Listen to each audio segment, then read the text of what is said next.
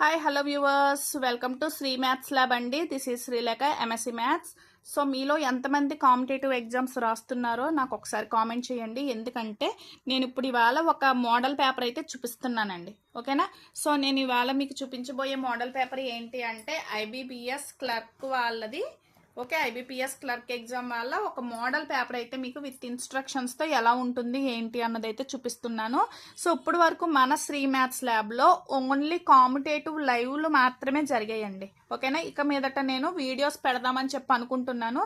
So మీరు ఏ exams రాస్తేనే నాకు తెలిస్తేనే కదా మీకు దానికి సంబంధించిన వీడియోస్ క్వశ్చన్స్ పెట్టగలుగుతాను. సో అందుకనే చెప్తున్నానండి, మీరు ఏదన్నా బ్యాంక్ ఎగ్జామ్స్ కానీ ఎనీ కాంపిటేటివ్ ఎగ్జామ్ ఏది మీరు ప్రిపేర్ అయితే అది నాకు కామెంట్ సెక్షన్లో కామెంట్ అయితే చేసేయండి గైస్. ఓకేనా? సో లేట్ చేయకుండా వీడియోలోకి అయితే వెళ్ళిపోతున్నాను. సో వీడియో చూసే ముందు స్కిప్ చేయకుండా మొత్తం చూడండి. మీరు కంప్లీట్గా చూస్తేనే మోడల్ పేపర్ ఏంటి అన్నది మీకు తెలుస్తుంది.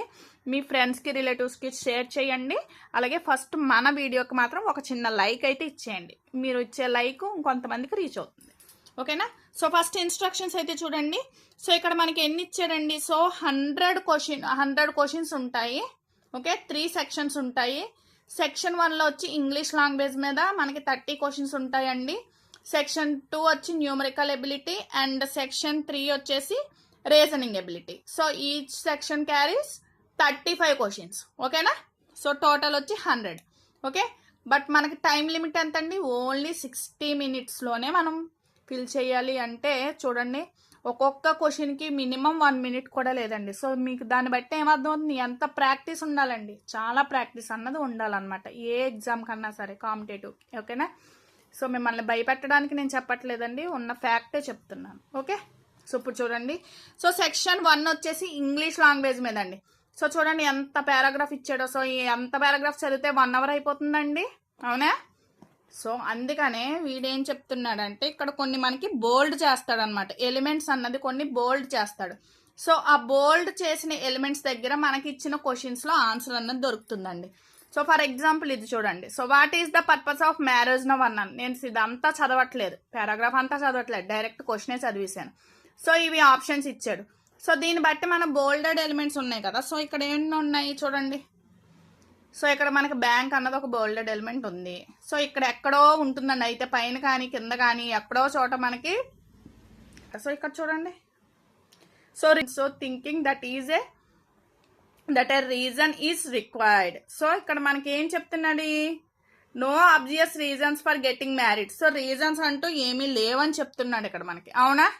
సో స్పెషల్గా ఏమీ రీజన్స్ లేవు అంటున్నాడు. సో ఆప్షన్ ఏమన్నా ఉందేమో చూడండి దీనికి. సో ఇంకో there is no defined reason. So అలా మనం సర్చ్ చేసుకోవడానికి ఆ బోల్డెడ్ వర్డ్స్ అన్నవి మనకి యూజ్ అవుతాయండి. సో ఆ పారాగ్రాఫ్ మీద కొన్ని. ఓకేనా? సో అదొకటి. నెక్స్ట్ వచ్చేసి చూడండి, ఇక్కడ కూడా మళ్ళీ మనకి బోల్డెడ్ ఎలిమెంట్స్ ఉన్నాయి కదా. సో బోల్డెడ్ వర్డ్స్ ఇచ్చాడు, ఇవి కరెక్ట్ చేయాలి. సో సెంటెన్స్ రాంగ్గా ఉన్నాయి, ఈ వర్డ్స్ కరెక్ట్ చేయాలన్నమాట. సో వాటి మీద కొన్ని క్వశ్చన్స్ వచ్చాయి. ఓకేనా? సో ఈ క్వశ్చన్స్ అన్నీ కూడా అవేనండి. సో నెక్స్ట్ వచ్చేసి చూడండి, ఇక్కడ మళ్ళీ మనకి అండర్లైన్డ్ ఉన్నాయి కదా. సో అండర్లైన్డ్ ఉన్న ఈ క్వశ్చన్స్ వచ్చి గ్రామర్కి సంబంధించిందండి. సో గ్రామర్ ఎలా ఉంది కరెక్ట్ చేసి రాయాలి ఈ సెంటెన్సెస్ అన్నవి. ఓకేనా? కరెక్ట్ చేసి మనం అదే ఆప్షన్స్లో ఏదైతే కరెక్ట్గా ఉందో అది మనం సెలెక్ట్ చేసి పెట్టాలన్నమాట. ఓకేనా? సో ఆ టైప్ క్వశ్చన్ ఇది అంతా గ్రామర్ సెక్షన్. నెక్స్ట్ వచ్చేసి సో ఇక్కడ చూడండి, మనకి ఇక్కడ మళ్ళీ ఒక పారాగ్రాఫ్ ఇచ్చాడు, బ్లాంక్స్ ఇచ్చాడండి. సో నెంబరింగ్ ఇచ్చాడు. సో ఈ నెంబరింగ్స్ దగ్గర మనకి ఏ సూటబుల్ వర్డ్ సూట్ అవుతుంది అన్నది మనం జాగ్రత్తగా రీడ్ చేసి, ఓకే, పారాగ్రాఫ్ అన్నది జాగ్రత్తగా రీడ్ చేసి ఆప్షన్స్ అన్నవి చూస్ చేసుకోవాల్సి వస్తుంది. ఓకే, సో నెక్స్ట్ 5 క్వశ్చన్స్ కూడా. సో ఇక్కడ కూడా చూడండి, ఇది లాస్ట్ అనమాట. ఇంగ్లీష్లో ఇది మనకి లాస్ట్ క్వశ్చన్ అనమాట. సో ఇక్కడ 5 క్వశ్చన్స్ ఇచ్చాడు కదా. సో మనకి ఇక్కడ చూడండి, సో ఇక్కడ కొన్ని సెంటెన్సెస్ ఇచ్చాడు కదా. సో కింద దానికి బదులు క్వశ్చన్స్ ఉన్నాయి.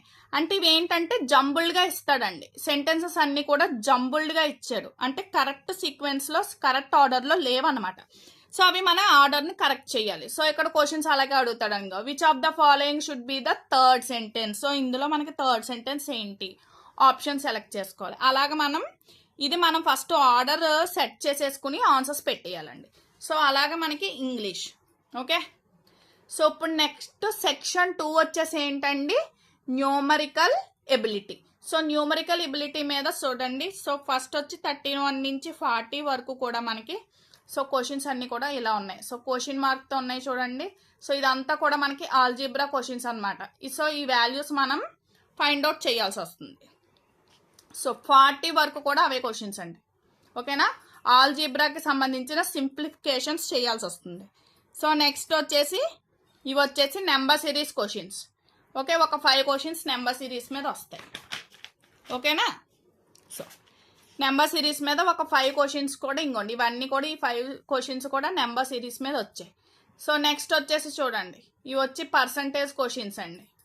ఓకేనా, సో ఇవన్నీ కూడా percentages and heights and distances మీద వస్తాయి. ఓకే, ప్రపోర్షనల్స్ మీద ఉంటుంది, డిస్టెన్సెస్ మీద ఉంటుంది, టైమ్ అండ్ డిస్టెన్సెస్. సో వాటి మీద మిర్రర్ ఇమేజ్ క్వశ్చన్స్, వాటి మీద వచ్చే క్వశ్చన్స్ అనమాట ఇవన్నీ కూడా. ఓకేనా, ఇవి చూడండి, ఇవి రేషియో మీద వచ్చిన క్వశ్చన్స్. అలాగా మనకు కొన్ని క్వశ్చన్స్ వస్తాయి ఇక్కడ. ఓకే, సో ఆ డైరెక్షన్ వచ్చేది. సో నెక్స్ట్ వచ్చేసి చూడండి, ఇక్కడ మనకి ఒక గ్రాఫికల్ రిప్రజెంటేషన్ మీద క్వశ్చన్స్ అండి. సో ఇక్కడ మనకు ఒక గ్రాఫ్ ఇచ్చాడు. సో గ్రాఫికల్ మీద ఈ డేటాని మనం బేస్ చేసుకుని మనకి కింద కొన్ని క్వశ్చన్స్ అడిగాడండి. సో వాటి క్వశ్చన్స్ కూడా మనం ఆన్సర్స్ చేయాల్సి వస్తుంది. ఓకేనా, సో ఇదంతా కూడా ఏంటండి, న్యూమరికల్ ఎబిలిటీ మీద ఇదంతా 35 క్వశ్చన్స్ కదా. సో లాస్ట్ వచ్చి ఇందులో చూడండి, సో ఇక్కడ మనకి కొన్ని కండిషన్స్ ఇచ్చాడు. సో వీటికి సంబంధించిన ఈక్వేషన్స్ ఇచ్చాడు. సో దేనికి ఏది మ్యాచ్ అవుతుంది అన్నది మనం ఇక్కడ జాగ్రత్తగా మనం చూసి పెట్టాల్సి వస్తుంది. ఓకేనా, సో అక్కడికి ఏమైందండి, న్యూమరికల్ ఎబిలిటీ మీద సెక్షన్ అయిపోయింది. ఓకే, సో నెక్స్ట్ వచ్చేసి చూడండి, ఇది రీజనింగ్ ఎబిలిటీ. ఓకేనా, సో రీజనింగ్ ఎబిలిటీ మీద చూడండి 66 నుంచి 70 వరకు కూడా క్వశ్చన్స్ ఉన్నాయి. సో ఇక్కడ మనకి చూడండి, సో ఇక్కడ కొన్ని స్టేట్మెంట్స్ ఇచ్చాడు, అవునా. సో కన్క్లూజన్స్ ఉన్నాయి. ఈ స్టేట్మెంట్కి కన్క్లూజన్ ఎలా ఉంది అన్నది ఇక్కడ మనం ఆన్సర్స్ అన్నది సెట్ చేసుకుని మనం ఈ 5 వాటికి కూడా మనం ఆన్సర్స్ అన్నది సెలెక్ట్ చేసుకోవాల్సి వస్తుంది. ఓకేనా, సో అది. సో ఇక్కడ చూడండి, సో ఇక్కడ మనకి ఒక సిరీస్ ఇచ్చాడండి. సో ఈ సిరీస్కి సంబంధించిన క్వశ్చన్స్ అన్నమాట. ఓకేనా, సో దీని మీద కూడా 4 క్వశ్చన్స్ ఇచ్చాడు. ఒక సిరీస్ మీద 4 క్వశ్చన్స్ ఇచ్చాడు. ఓకే, సో నెక్స్ట్ ఇది చూడండి. సో ఇక్కడ ఏంటంటే స్టేట్మెంట్ కన్క్లూజన్ 2 ఇచ్చాడండి. ఓకేనా, సో దాన్ని బట్టి ఇక్కడ మనకు ఆప్షన్స్ ఏం సెట్ అవుతుంది ఏంటి అన్నది చూడాలన్నమాట. ఓకేనా, సో ఆ టైప్ ఆఫ్ క్వశ్చన్స్ అంటే కన్క్లూజన్ ఈ స్టేట్మెంట్కి సరిపోతుందా లేదా, రీజనింగ్ ఎలా సరిపోతుంది ఏంటి ఉందా లేదా, రీజనింగ్ ఎలా సరిపోతుంది ఏంటి అన్నది.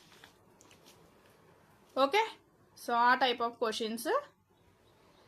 సో నెక్స్ట్ చూడండి, డైరెక్షన్స్ మీద అండి. సో సిట్టింగ్ డైరెక్షన్స్ మీద క్వశ్చన్స్ అనమాట. సో ఇదిగో నార్త్ ఫేసింగ్లో కూర్చున్నాడని, ఈస్ట్ ఫేసింగ్లో కూర్చుని, ఇలా సంథింగ్. ఇదంతా మ్యాటర్ చదవాలంటే లెంగ్దీ అయిపోతుంది కదా వీడియో. సో అందుకనే మీకు మామూలుగా క్వశ్చన్ టైప్స్ ఎలా ఉంటాయి అన్నది మీకు నేను మామూలుగా చూపిస్తున్నాను ఇందులో, అంతే. ఓకేనా, సో ఇలాగ మనకి ఒక ఇదేంటండి డైరెక్షన్స్ మీద క్వశ్చన్ అనమాట. ఓకేనా, సో ఇది సిట్టింగ్ మీద క్వశ్చన్స్ అండి. ఇది సిట్టింగ్ అరేంజ్మెంట్ మీద క్వశ్చన్స్ ఇవి. ఓకే, ఇదంతా కూడా సిట్టింగ్ అరేంజ్మెంట్స్ మీదే. సో వాటి మీద ఒక చిన్న స్టేట్మెంట్ లాగా ఇస్తాడు, ఎలా కూర్చున్నారు ఏంటో సిట్టింగ్ అరేంజ్మెంట్ మీద క్వశ్చన్స్ ఎలా ఇస్తాడు. సో వాటి మీద క్వశ్చన్స్ అనమాట, జాగ్రత్తగా చూడాలి.